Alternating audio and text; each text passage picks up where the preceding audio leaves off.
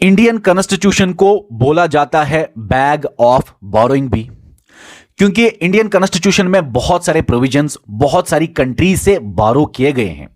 और आज हम देखेंगे कौन कौन सी कंट्री से क्या क्या प्रोविजंस इंडियन कॉन्स्टिट्यूशन में डाले हुए हैं। विद ट्रिक मैं आपको याद कराऊंगा, लाइफ टाइम आपको याद रहने वाला है। इसी सेशन में फिर मैं आपको मल्टीपल चॉइस क्वेश्चंस भी कराऊंगा। मैंने आपको हमेशा ट्रिक्स की सीरीज में यह बताया हुआ है, जब भी आप ट्रिक पढ़ोगे मल्टीपल चॉइस क्वेश्चन भी साथ साथ कीजिए, ताकि आपको पता चले जो भी ट्रिक आपने की उसको आप अप्लाई भी कर पा रहे हो कि नहीं। ठीक है, और ये जो मल्टीपल चॉइस क्वेश्चंस हैं 4-5 बुक से उठा के आपके सामने ये मैं आज इस सेशन में प्रेजेंट कर रहा हूं। ठीक है, तो चलिए दोस्तों, आज हम आपको याद कराते हैं सोर्सेज ऑफ इंडियन कॉन्स्टिट्यूशन। सबसे पहले स्टार्ट करते हैं कि रशिया से हमने क्या क्या लाया इंडियन कॉन्स्टिट्यूशन में। तो याद रखिए, रशिया से हमने फंडामेंटल ड्यूटीज और जस्टिस लाया। जस्टिस खासकर social justice, economic justice, political justice. और यह जस्टिस कहां पे आपको मिलेगा? प्रीएम्बल में मिलेगा, जो कि आपको मैंने इससे पहले वाले सेशन में कराया। तो कहने का मतलब यह है, रशिया से हमने लाया फंडामेंटल ड्यूटीज और आइडिया ऑफ जस्टिस। ये 2 पॉइंट्स आपको याद रखने हैं। सुनिए कैसे याद रखोगे। जब भी आप ड्यूटी करने जाते हो, आप किसी भी पोस्ट पे हो, ऑफिस में ड्यूटी करते हो, किसी भी जगह पे ड्यूटी करते हो, तो याद करिए आप हमेशा निकलते वक्त ना रश में होते हो, आप जल्दी में होते हो। क्यों? क्योंकि आपको ड्यूटी पे जाना होता है, ऑफिस जाना होता है। और वो आप क्यों करते हो? वो इसलिए क्योंकि आप चाहते हो कि मैं ऑफिस पे टाइम पे पहुंच के वो अपनी जॉब के साथ जस्टिस कर सकूं। तो ये आपको याद रखना है। रशिया से जब भी आए तो रश दिमाग में आना चाहिए और ड्यूटी दिमाग में आना चाहिए। रश हमेशा होता है जब ड्यूटी जाता है, और ड्यूटी जल्दी जल्दी क्यों निकलता है बंदा? क्योंकि वो चाहता है अपनी जॉब से मैं जस्टिस करूं, टाइम पे पहुंचूं। ठीक है ना? तो रश, ड्यूटी, जस्टिस एक साथ याद आना चाहिए। हो सकता है अभी आपको मुश्किल लगता होगा, लेकिन मल्टीपल चॉइस क्वेश्चन जब कराऊंगा तब आपको इजी लगेगा। ठीक है, और भी एक तरीका है कि रशिया फ्रेंड है इंडिया का, और इंडिया का ऐसा ट्रिक मैंने किसी जगह देखा, लेकिन वो अप्लाई नहीं कर पा रहे हो। मैं जब भी आपको ट्रिक देता हूं तो कोशिश करता हूं वैसी ट्रिक देने की जो आप अप्लाई कर सको। तो बस इतना याद रखो, इंसान जब ड्यूटी जाता है तो रश में होता है, वो अपनी ड्यूटी के साथ जस्टिस करना चाहता है टाइम पे पहुंच के। तो ये 3 वर्ड्स एक साथ दिमाग में क्लिक होने चाहिए। ठीक है, रिवीजन जब करेंगे मल्टीपल चॉइस क्वेश्चंस में तो मजा आएगा आपको।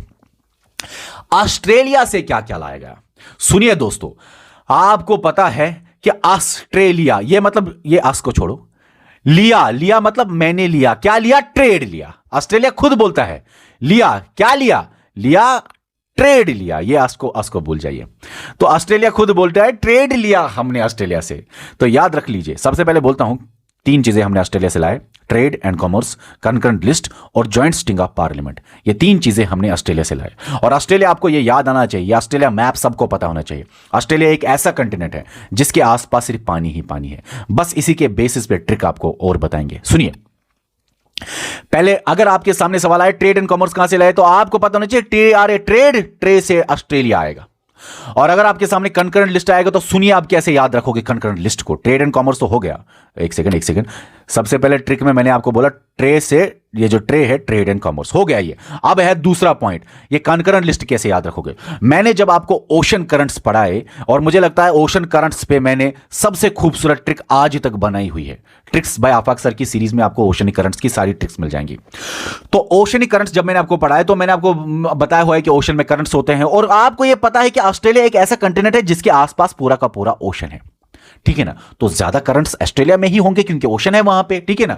ओके, तो आपको जब भी करंट लिस्ट आए तो आप करंट से करंट्स याद करना, ओशनिक करंट्स, और ओशनिक करंट्स आपको ज्यादातर ऑस्ट्रेलिया में मिलेंगे। तो ये करंट लिस्ट आपको ऐसे याद रहेगा, ऑस्ट्रेलिया के आसपास ओशनिक करंट से, ओशनिक करंट से करंट लिस्ट। कभी भी आ जाए करंट लिस्ट कहां से आए तो आपके दिमाग में ये करंट घूमना चाहिए, करंट से ओशनिक करंट। और कौन सी कंट्री के आसपास सिर्फ ओशन ही ओशन है? ऑस्ट्रेलिया आना चाहिए दिमाग में। ठीक है, ओके। उसके बाद दोस्तों और एक चीज है, थोड़ा सा फनी लगे लेकिन फनी चीजें ही ज्यादातर याद रहती हैं। पार्लियामेंट को दोस्तों ज्वाइंट स्टिंग करानी है। ज्वाइंट स्टिंग का मतलब लोकसभा राज्यसभा की सेशन कराना, मीटिंग कराना है।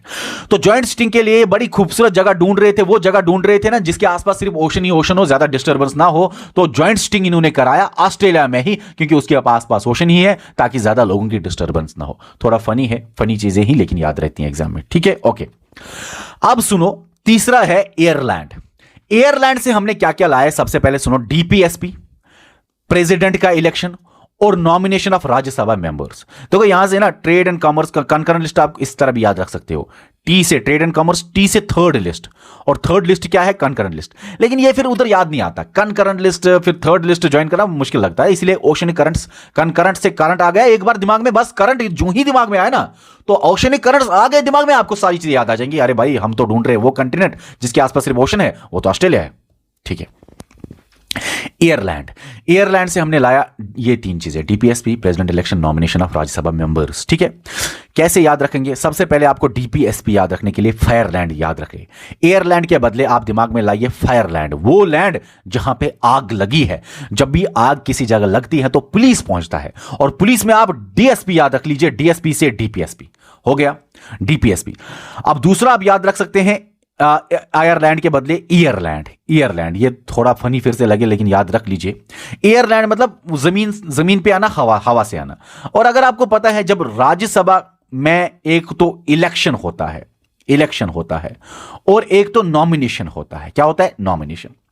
और जब भी आप देखोगे ना किसी लोकसभा, राज्यसभा, किसी जगह भी जब आप देखोगे नॉमिनेशन ऑफ मेंबर्स, तो आप ऑटोमेटिकली कहते हो ये तो भाई नॉमिनेट किए प्रेसिडेंट ने, ये हवा में आ गए, हवा से आ गए। तो एयरलैंड से आना चाहिए नॉमिनेशन ऑफ राज्यसभा मेंबर्स भी दिमाग में, और प्रेसिडेंट ने नॉमिनेट किया तो वो भी दिमाग में आने चाहिए। फिर से ये भी फनी लगा होगा, ये भी फनी लगा होगा बहुत ज्यादा, लेकिन फनी चीजें याद रहती हैं, याद रखिए। एयरलैंड हवा से सीट्स, हवा से आई, इलेक्शन से नहीं आए, नॉमिनेशन से आए। और नॉमिनेट कौन करता है राज्यसभा में? आपको पता है, प्रेसिडेंट करता है नॉमिनेट। जब भी नॉमिनेशन कोई करता है पार्लियामेंट में, वो नॉमिनेशन कौन करता है? प्रेसिडेंट करता है। तो ये प्रेसिडेंट नॉमिनेशन आपको एक साथ याद आएगा अगर आपको ये एयरलैंड दिमाग में आया कि हवा से ये आए हैं, मतलब ये इलेक्शन से नहीं आए, ये तो भाई ऊपर से ही आए हैं। बोलते हैं ना ये तो ऊपर से आए हैं, ये तो इलेक्शन जीत के नहीं आए भाई, ये तो नॉमिनेशन से आए हैं, ऊपर से ही आए हैं। तो एयरलैंड ऊपर से आए, नॉमिनेशन से आए, इलेक्शन से नहीं आए। अच्छा, नॉमिनेशन टू राज्यसभा यहां है, और ये कनेक्ट करूंगा मैं इलेक्शन ऑफ राज्यसभा के साथ। अभी जब हम यहां पे साउथ अफ्रीका में इलेक्शन ऑफ राज्यसभा के साथ कनेक्ट करूंगा तो याद आ जाएगा। ठीक है, फिर से ये नॉमिनेशन वाला याद आ जाएगा। ओके, और एक तरीका है, देखो ना, फायर लगी, फायर वो जगह जहां पे फायर लगी, तो फायर के लिए डीएसपी को बुलाइए, डीपीएसपी। डीपीएसपी का लास्ट पी क्या है? President's election. और ये प्रेसिडेंट्स इलेक्शन में आपको ये एन आपको दिखेगा इलेक्शन, तो इस एन से क्या है? Nomination of Rajya Sabha members. तो आप ये कनेक्ट कर सकते हो, ये पी इस पी के साथ, ये लास्ट का एन इस एन के साथ, ये भी कर सकते हो, लेकिन ये हार्डली उधर याद रहता है। फिर आपको बोला जाएगा नॉमिनेशन, तो फिर ये आप बड़ा मुश्किल हो जाएगा। बस जब भी नॉमिनेशन आएगा राज्यसभा मेंबर्स, तो आप याद करोगे अरे ऊपर से लाया गया, नॉमिनेशन मतलब ऊपर से, एयर से, एयर से, तो एयर नीचे आपके ऑप्शन में आएगा एयरलैंड, एयरलैंड आ जाएगा ऑप्शन। ठीक है ना। और प्रेसिडेंट का नॉमिनेशन कौन करता है? प्रेसिडेंट। तो आपके दिमाग में ये चीजें आ जाएगी। थोड़ा टफ है एयरलैंड, लेकिन आप रिवाइज अगर करोगे मल्टीपल चॉइस क्वेश्चंस में तो याद हमेशा के लिए रह जाएगा। फ्रांस इजी है, सुनो। फ्रांस कैसे याद रखोगे? फ्रांस से हमने क्या लाया? फैटर्निटी, लिबर्टी, इक्वलिटी और रिपब्लिक। ये सारी चीजें हमने प्रियम्बल में डाले हुए हैं ना, प्रियम्बल ऑफ इंडियन कॉन्स्टिट्यूशन में। फैटर्निटी, लिबर्टी, हम अक्सर बोलते हैं लिबर्टी, इक्वलिटी, फैटर्निटी। ठीक है, ओके। सुनो सुनो सुनो सुनो, ये एफ आपको याद रखना है, ये आर आपको याद रखना है। ट्रिक यही है, एफ से फैटर्निटी, आर से रिपब्लिक।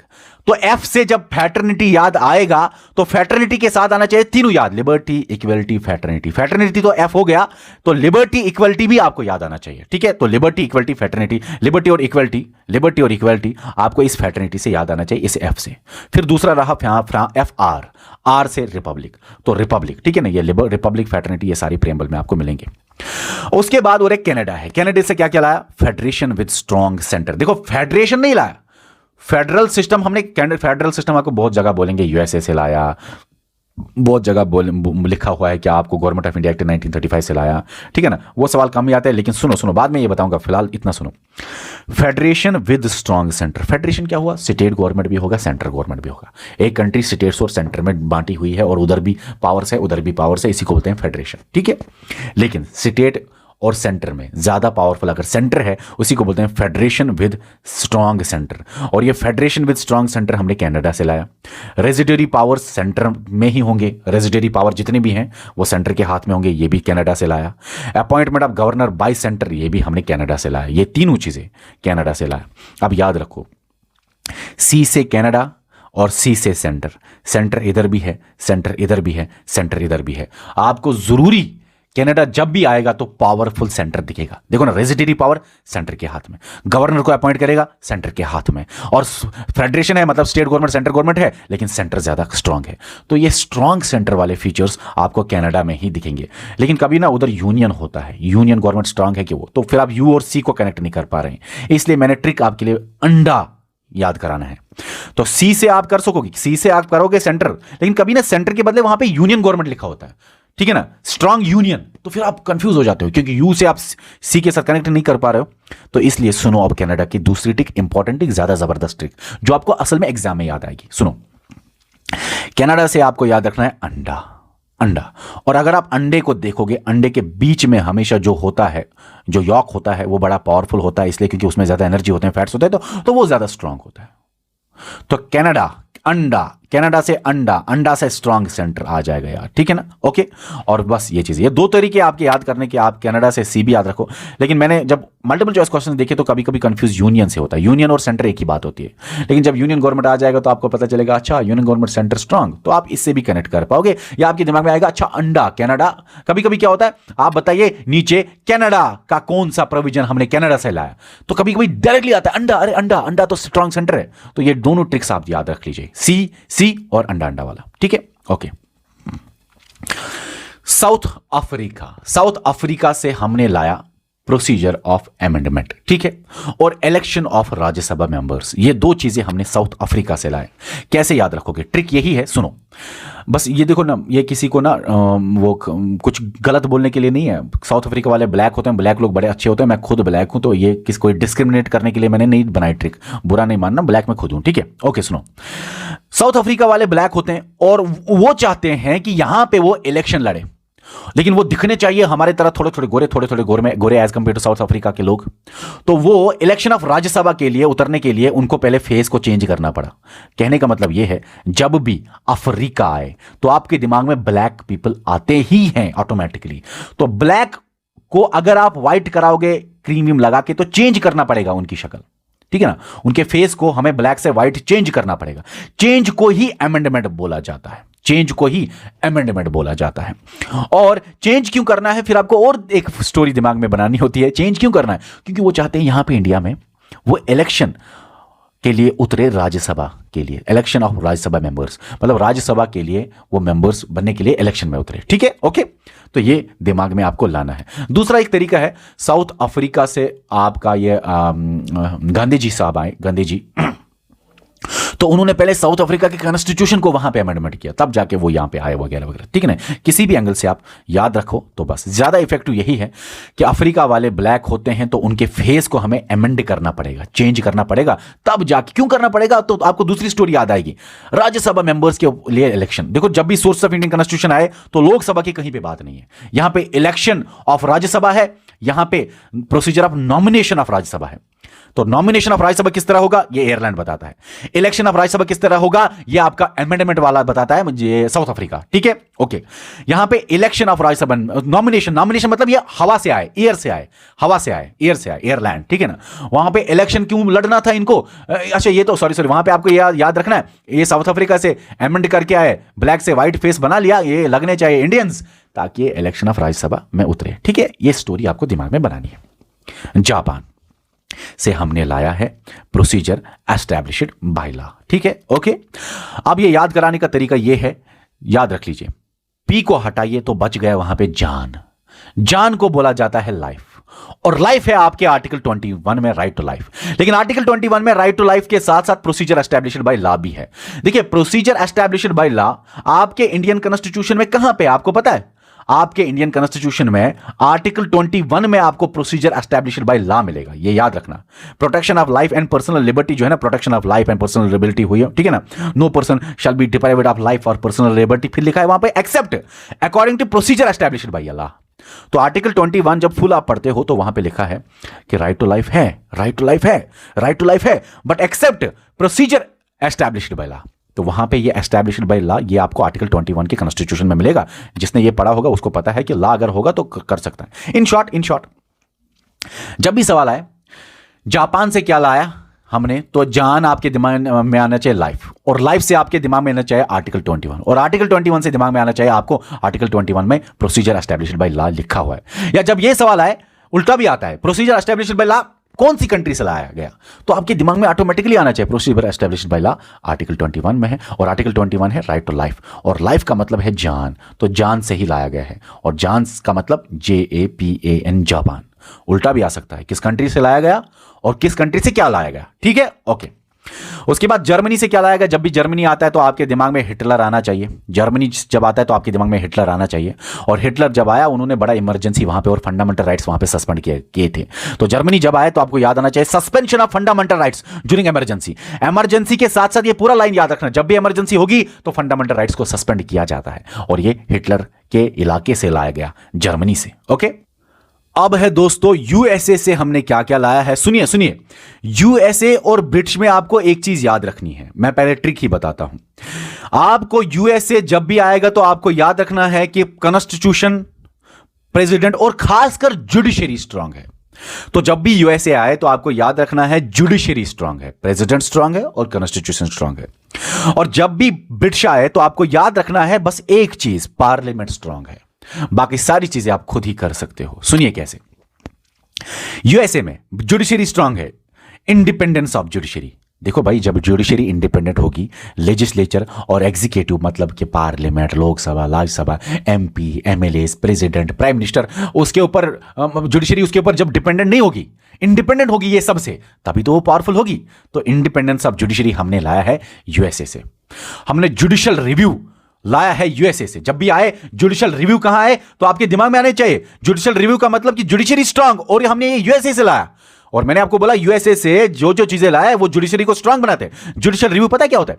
जुडिशियल रिव्यू का मतलब होता है ये जो लेजिस्लेचर है, ये जो एग्जीक्यूटिव है, ये जो पार्लियामेंट है, अगर ये कोई कानून बनाते हैं कॉन्स्टिट्यूशन के खिलाफ या ये कोई चीज बनाता है तो जुडिशियल रिव्यू से ये एग्जामिन कर सकता है जुडिशरी उसका, और अनकॉन्स्टिट्यूशनल बता सकता है कोई भी चीज को अगर पार्लियामेंट छेड़छाड़ करे कॉन्स्टिट्यूशन को। इन शॉर्ट जुडिशियल रिव्यू के और भी चीजें हैं, लेकिन बस इतना याद रखो। अभी सुनो, removal of supreme court and high court जजेस भी हमने यूएसए से लाया। कैसे याद रखोगे? जब भी सवाल आए रिमूवल ऑफ सुप्रीम कोर्ट और हाई कोर्ट जजेस कहां से लाए, तो आपको याद आना चाहिए कि सुप्रीम कोर्ट और हाई कोर्ट जजेस का निकालना, रिमूवल बड़ा टफ है। और ये क्यों टफ है? क्योंकि जुडिशरी स्ट्रांग है, नहीं तो कभी भी आप जज को निकालोगे सुप्रीम कोर्ट के, ऐसे निकालोगे। तो ये रिमूवल जो टफ है ये हमने लाया है यूएसए से, क्योंकि removal of judiciary, removal of supreme court high court जजेस दिखाता है कि जुडिशरी स्ट्रांग है, इनको आसानी से नहीं निकाला जा सकता, ये स्ट्रांग है। तो ये हमने स्ट्रांग यूएसए से लाया है जुडिशरी की चीजें।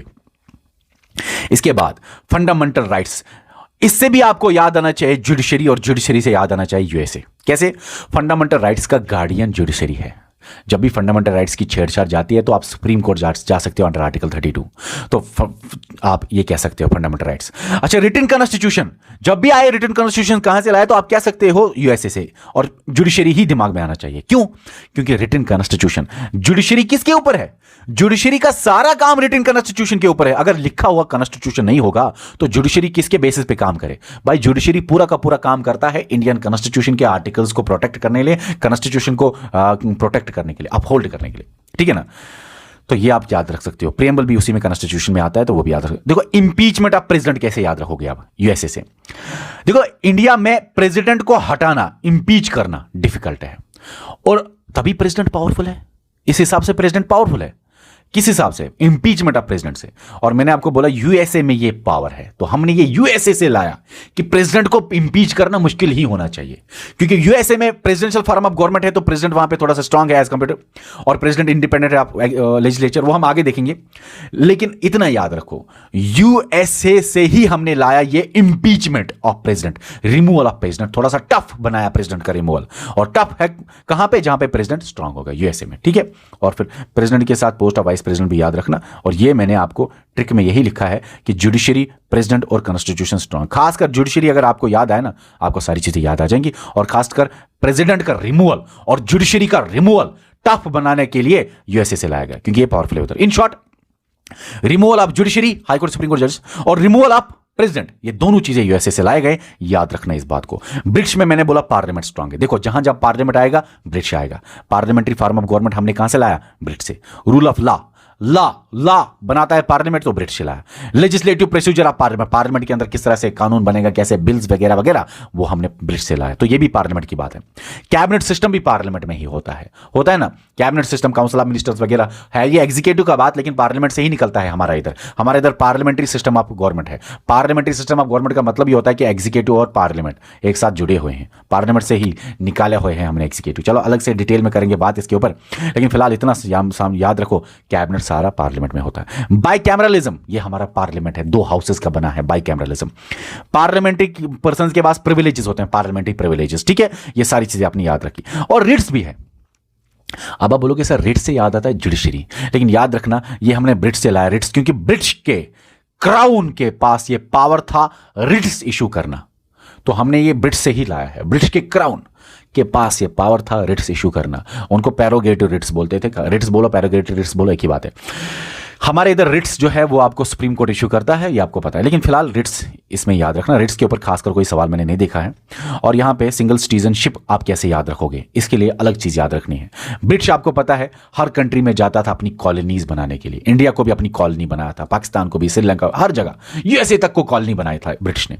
तो ब्रिटिश हर एक कंट्री के ऊपर कब्जा करना चाहते थे, ताकि सिर्फ और सिर्फ हर जगह सिर्फ सिंगल सिटीजनशिप हो, हर एक बंदा ब्रिटिश से कनेक्ट हो, हर एक बंदा ब्रिटिश के अंडर हो, ब्रिटिश पार्लियामेंट, ब्रिटिश क्राउन के अंडर हो। सिंगल सिटीजन देखो ना, सिंगल सिटीजनशिप दिखाता है ये कि सेंटर पावरफुल है, ये याद रखना। डबल सिटीजनशिप दिखाता है आपको सेंटर की भी सिटीजनशिप है और स्टेट की भी सिटीजनशिप, वो फेडरेशन, वो ये बातें ऊपर से चली जाएंगी उस बच्चे के जिसको ज्यादा ना पता हो, बस इतना याद रखो।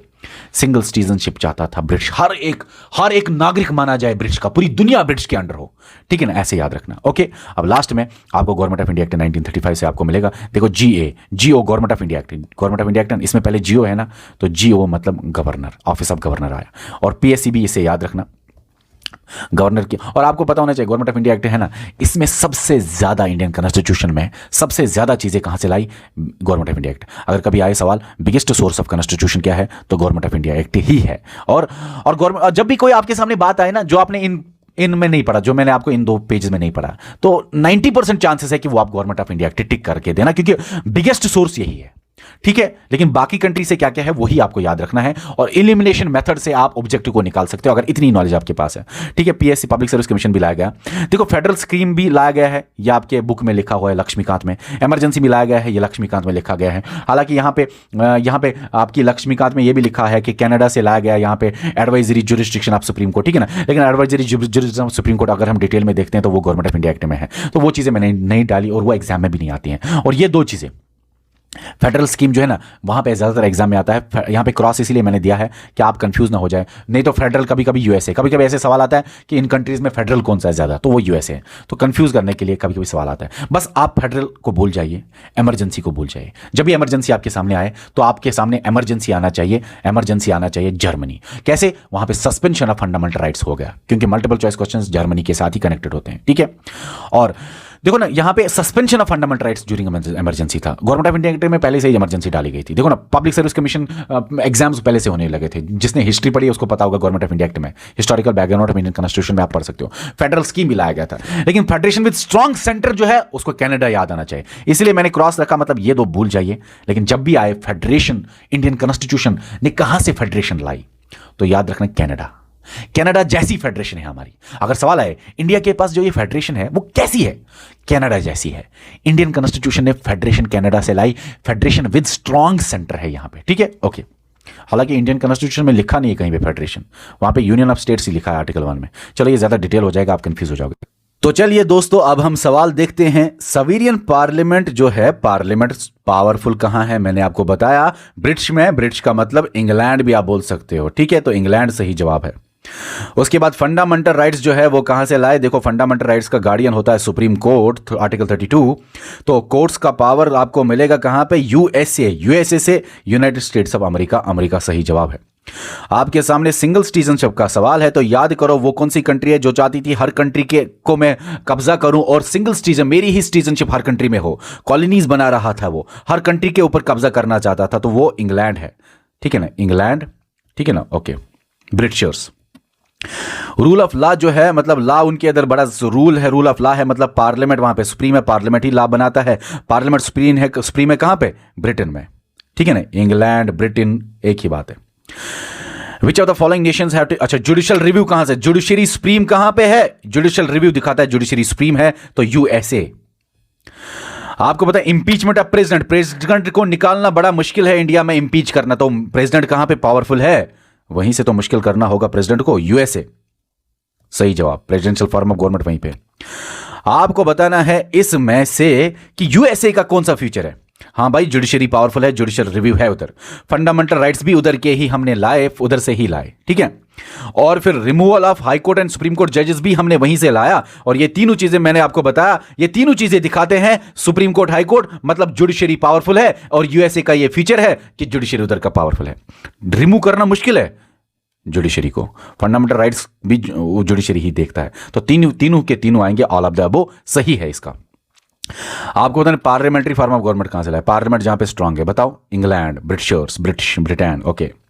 अब आपके सामने सवाल है, आपको बताना है नॉमिनेशन ऑफ मेंबर्स, मतलब हवा में मेंबर्स आए, इलेक्शन में नहीं। इलेक्शन होता तो अमेंडमेंट होता तो आपका साउथ अफ्रीका होता, लेकिन ये हवा से आए, एयरलैंड से आए, एयरलैंड से आए, ये एयरलैंड मतलब एयरलैंड IRD यहां पे, ठीक है ना। एयरलैंड हवा में आए, नॉमिनेशन से आए ना। और राज्यसभा से ही क्वेश्चन आते हैं, लोकसभा से नहीं आते, वो भी नॉमिनेशन मतलब हवा से आए, ऊपर से आए। इलेक्शन से आते तो हम बोलते हैं हाँ भाई इलेक्शन में वो उतरने थे, उनको सफेद करना था, वो ब्लैक थे, साउथ अफ्रीका से आए थे, उनको अमेंडमेंट करना था चेहरे को। तो क्यों करना था? राज्यसभा में इलेक्शन के लिए। तो अमेंडमेंट और इलेक्शन तीनों साउथ अफ्रीका से, दोनों साउथ अफ्रीका से।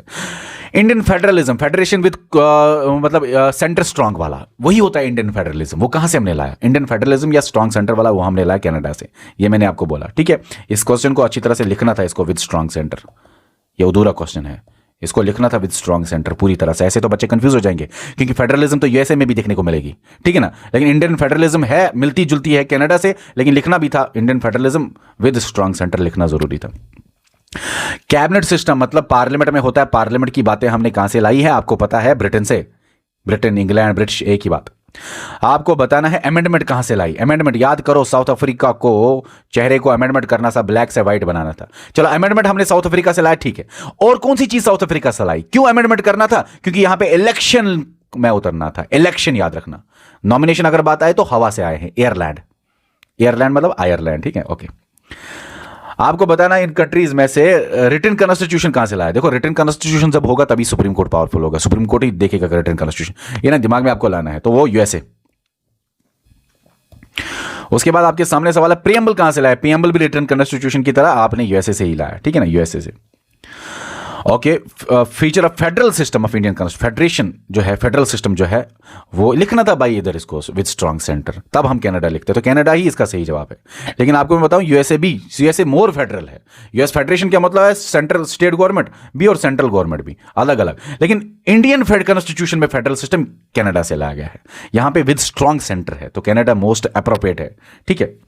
कंकरेंट लिस्ट जो है ये कहां से है? करंट्स कहां से है? ओशनिक करंट्स आपको पता है, एंड ऑस्ट्रेलिया में, ऑस्ट्रेलिया के आसपास पूरा का पूरा ओशन है, ऑस्ट्रेलिया के आसपास पूरा का पूरा ओशन है। तो ऑस्ट्रेलिया कहां पे है? ये ऑस्ट्रेलिया आपके सामने। उसके बाद क्वेश्चन है आपको बताना है डीएसपी फायरलैंड, जहां पे फायरलैंड होगा वहीं पे डीएसपी पहुंचेगा, तो फायरलैंड इसका सही जवाब है, एयरलैंड। मैंने बोला DPSP direct to principal state policy, लेकिन डीएसपी आपने याद रखना है, डीएसपी पहुंचेगा वहां पे जहां पे आग लगी होगी, पुलिस वहीं पे पहुंचेगा। देखो लॉ आया, रूल ऑफ लॉ आया, रूल ऑफ लॉ, तो रूल ऑफ लॉ मैंने आपको बोला, लॉ जो है पार्लियामेंट पावरफुल है, तो इंग्लैंड आएगा इसका। प्रोसीजर एस्टैब्लिश्ड बाय लॉ, ये procedure established by law article 13 में आपको मिलेगा, और आर्टिकल 13 में आपको दोस्तों जान के रिलेटेड बातें हैं। जान मतलब आर्टिकल 13 होता है राइट टू लाइफ, लाइफ का मतलब होता है जान, तो जान जैसा ही कंट्री होगा। प्रोसीजर एस्टैब्लिश्ड बाय लॉ मैंने अभी पढ़ा है आपको, कॉन्स्टिट्यूशन में आपको मिलेगा ये एक जगह, कहां पे? आर्टिकल 13 में। तो जान है, जापान है, तो इसका जापान है, ठीक है। ये अगर आपको नहीं पता रहने दो अभी। कंकरेंट लिस्ट, करंट से ओशनिक करंट्स कहां पे मिलेंगे आपको? ऑस्ट्रेलिया, क्योंकि वहां पे ना मतलब हर जगह मिलेंगे क्वेश्चन जहां होगा, लेकिन ऑस्ट्रेलिया के आसपास ओशनी ओशन है ना, तो आपके दिमाग में ज्यादा ऑस्ट्रेलिया आना चाहिए स्ट्रिक के हिसाब से। और फिर जो ये है, ये बचा जो है ये कनाडा है। ये कैसे है कनाडा? क्योंकि यहां पे है, दिखाता है सेंटर स्ट्रांग है, गवर्नर अपनी बिल को रिजर्व कर सकता है, प्रेसिडेंट को दे सकता है, और फिर गवर्नर का सारा पावर खत्म होता है, प्रेसिडेंट ही इस बिल के ऊपर या तो एसेंट देगा, या तो विदहोल्ड करेगा, या तो वापस भेजेगा, नंबर ऑफ टाइम्स वापस भेज सकता है, और ये गवर्नर अपनी बिल रिकंसिडरेशन कर सकता है। प्रेसिडेंट सेंटर का है, गवर्नर स्टेट का है। ये दिखाता है स्ट्रांग सेंटर, और स्ट्रांग सेंटर बात है कनाडा से, सी से सेंटर, सी से कनाडा, इनडायरेक्टली ये उसकी बात है। चलो, फंडामेंटल राइट्स आपने यूएसए से लाए, पार्लियामेंट आपका ब्रिटिश है, यूके है, इमरजेंसी जर्मनी है, ठीक है ना, डीएसपी फायरलैंड है, फायरलैंड मतलब एयरलैंड है, ठीक है। इमरजेंसी आपको पता है जर्मनी है, हिटलर जर्मनी, इमरजेंसी एक ही बात है, इमरजेंसी जर्मनी एक जैसा लगता भी है। डीपीएसपी होता है डायरेक्ट प्रेजेंट, डीएसपी क्या है, डीएसपी आपको फायरलैंड कहां है, फायरलैंड यहां पे है। इमरजेंसी जर्मनी यहां पे है, ये इसको छोड़ो, अभी पढ़ाया नहीं। चलो, अमेंडमेंट जो है वो आपको साउथ अफ्रीका ही मिलेगा, क्योंकि अमेंडमेंट करना है और राज्यसभा के इलेक्शन के लेकर। यूनियन स्टेट रिलेशंस, ये आपको कनाडा दिखाई, देखो कनाडा मतलब है फेडरेशन विद स्ट्रांग सेंटर, लेकिन फेडरेशन का मतलब ही होता है सेंटर स्टेट के मतलब पावर्स, तो वहां पे आप इनडायरेक्टली गेस कर सकते हो union state relations. Fundamental duty आपको याद आएगी, आपको रश में जाना पड़ेगा और रशिया आएगा, रशिया से सिर्फ ड्यूटी नहीं याद आएगी, जब रश में आप ड्यूटी करने जाते हो तो आप इंसाफ करते हो अपनी ड्यूटी के साथ, आप जस्टिस करते हो, तो जस्टिस भी आएगा, चाहे सोशल इकोनॉमिक पॉलिटिकल हो, लेकिन जस्टिस भी आएगा रशिया के साथ, ठीक है ना। फंडामेंटल राइट्स यूएसए, आपको supreme court fundamental rights guard करता है, और सुप्रीम कोर्ट मतलब कोर्ट पावरफुल है यूएसए, थोड़ा आइडिया वहां से ले सकते हो। आपको बताना procedure for the election of the member, अच्छा इलेक्शन के लिए नॉमिनेशन नहीं, नॉमिनेशन होता है तो नाम का होता है, तो हम बोलते हैं हवा से आ गए, एयर लैंड से आ गए, लेकिन इलेक्शन मैंने आपको बोला ना, साउथ अफ्रीका को याद करो, अमेंडमेंट हो जाएगी चेहरे की, क्यों, क्योंकि इनको इलेक्शन लड़ना है राज्यसभा का, ठीक है ना, ठीक है, इलेक्शन आएगा तो ये साउथ अफ्रीका से आया तो ये सही है।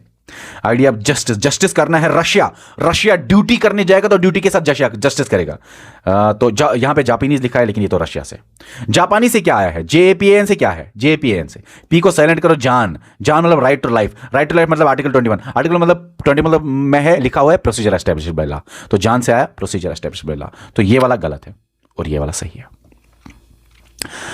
बिगेस्ट सोर्स ऑफ कॉन्स्टिट्यूशन क्या है, ये है, मैंने आपको बताया 1935। आपके सामने सवाल है, आपको बताना है, इंडिया है यूनियन ऑफ स्टेट्स, मगर सेंटर को, यूनियन को ज्यादा पावर है, मतलब स्ट्रॉन्ग सेंटर, तो वो कनाडा है। फंडामेंटल राइट्स यूएसए से, डीएसपी फायरलैंड एयरलैंड, कंकरेंट लिस्ट मतलब ओशनिक करंट्स आपको मिलेंगे, ऑस्ट्रेलिया के आसपास पूरा का पूरा ओशन है, ठीक है ना, तो 1 2 3 4 आंसर आएगा, ये आंसर आएगा, ए पार्ट आंसर आएगा। आप डीएसपी आपको पता है फायरलैंड, तो फायरलैंड कहां है, एयरलैंड और आयरिश एक ही बात होती है। इनमें से आपको बताना जर्मनी में इमरजेंसी, लेकिन आप इसको टिक करोगे, लेकिन ये टिक नहीं है, लेकिन जर्मनी में मैंने आपको पूरा बताया suspension of fundamental rights during emergency, तो ये सही है, सस्पेंड हो जाएंगे फंडामेंटल राइट्स इमरजेंसी के दौरान, ठीक है, okay. Federal system is strong, देखो अगर हम ये इमरजेंसी की बात करें तो इमरजेंसी के खास गवर्नमेंट ऑफ इंडिया एक्ट 1935 में लिखा हुआ इमरजेंसी प्रोविजंस, तो मोस्ट अप्रोप्रिएट यही होता है, लेकिन वैसे कभी सवाल मैंने नहीं देखा गवर्नमेंट ऑफ इंडिया एक्ट से इमरजेंसी प्रोविजंस, क्योंकि उसका ना टेक्स्ट उसके गवर्नमेंट ऑफ इंडिया एक्ट के साथ नहीं मिलता है। इमरजेंसी प्रोविजंस लाए गए थे, लेकिन सस्पेंशन ऑफ फंडामेंटल राइट्स ये पूरा का पूरा किस तरह से होगा, किस तरह से इमरजेंसी होगी, किस तरह से, ये सारा कुछ आपको लाया जर्मनी के हिसाब से, जर्मनी आएगा तो जर्मनी ये, ठीक है। फेडरल सिस्टम में स्ट्रॉन्ग सेंटर, भाई स्ट्रॉन्ग सेंटर स्ट्रॉन्ग, तो कनाडा, स्ट्रॉन्ग सेंटर अंडा, या तो कनाडा में आएगा तो स्ट्रॉन्ग सेंटर आएगा। जुडिशियल रिव्यू आपको यूएसए में मिलेगा। नॉट इज रॉन्गली मैच तो यही है, ब्रिटिश में तो है ही नहीं। ओशनिक करंट्स आपको ऑस्ट्रेलिया में मिलेगा, ये सही है। डीएसपी आपको फायरलैंड में, एयरलैंड आयरिश फायरलैंड है। फंडामेंटल राइट्स यूएसए, ये बाकी सही है, आपको ये ऑप्शन करना है टिक ए सही है।